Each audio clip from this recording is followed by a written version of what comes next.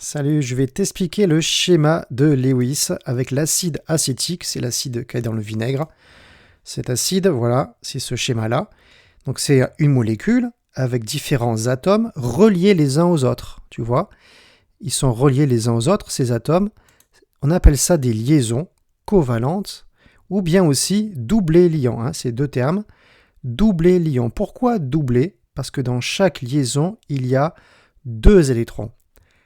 Par exemple, ici, le carbone partage un électron, l'oxygène partage lui aussi un électron, et ces deux électrons partagés, c'est bien une liaison covalente. Co, c'est le partage. On appelle ça aussi un doublé, tu vois, deux électrons doublés liants. Mais il y a aussi des doublés non liants. Tu les vois là, c'est tous ces segments-là. Ils ne sont pas entre deux atomes, ce sont bien des doublés, toujours deux électrons non liants ce coup-ci. Les atomes veulent avoir 8 électrons autour d'eux. C'est ce qu'on appelle la règle de l'octet. Je lis, dans une molécule, les atomes forment des doublés liants et non liants de façon à posséder 8 électrons de valence. Tous les atomes veulent 8 électrons, sauf une exception, l'hydrogène, lui, il en veut que 2. On appelle ça la règle du duet, 2, c'est pour l'électron.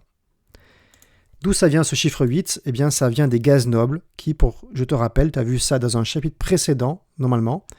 Les gaz nobles, ils sont stables parce que leur couche de valence, la dernière couche où il y a des électrons, elle est pleine avec 2 plus 6 égale 8 électrons. Ça vient de là, la règle de l'octet. Quand la couche de valence est pleine à 8, c'est très stable. Alors, exercice. Ajouter des liaisons covalentes pour que tous les atomes soient stables. Je vérifie, je compte. Ici, l'oxygène, 1, 2, 3, 4, 5, 6, 7, 8, c'est bon. Hydrogène, 1, 2, règle du duet, c'est bon. Ce carbone, 1, 2, 3, 4, 5, 6, ah, c'est pas bon, il lui en manque 2.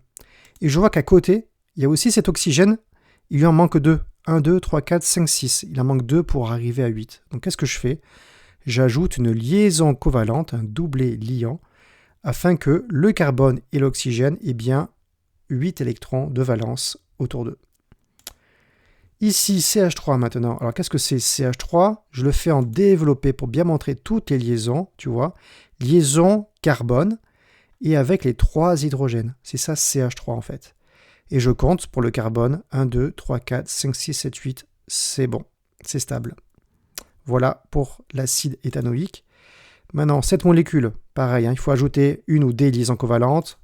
Je compte. CH3, on l'a vu, c'est bon. CH3, c'est bon aussi, il y a bien 8 électrons. Ce carbone, 1, 2, 3, 4, 5, 6, ah, il en manque 2. Et l'oxygène aussi à côté, 1, 2, 3, 4, 5, 6, il en manque 2. Comme tout à l'heure, tac, je mets un doublé liant, une liaison covalente en plus, afin que tout le monde soit content avec ces 8 électrons. Maintenant, l'exercice a un petit peu changé, c'est ajouter des doublés non liants, cette fois-ci. Okay, pour que les atomes soient stables. Donc j'y vais. Le carbone, 1, 2, 3, 4, 5, 6, 7, 8. C'est bon pour ce carbone, il est stable. Oxygène, 1, 2, 3, 4. Et il en manque 4 d'électrons. Donc je vais mettre dessus 2 doublés non liants. Je recompte 1, 2, 3, 4, 5, 6, 7, 8. C'est bon.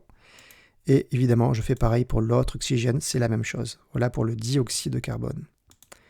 Et on termine avec le diazote. N2, je regarde cet azote, 1, 2, 3, 4, 5, 6, il en manque 2, un doublé non liant, et pareil pour lui aussi, c'est la même chose, 6 plus 2 égale 8, voilà la règle de l'octet.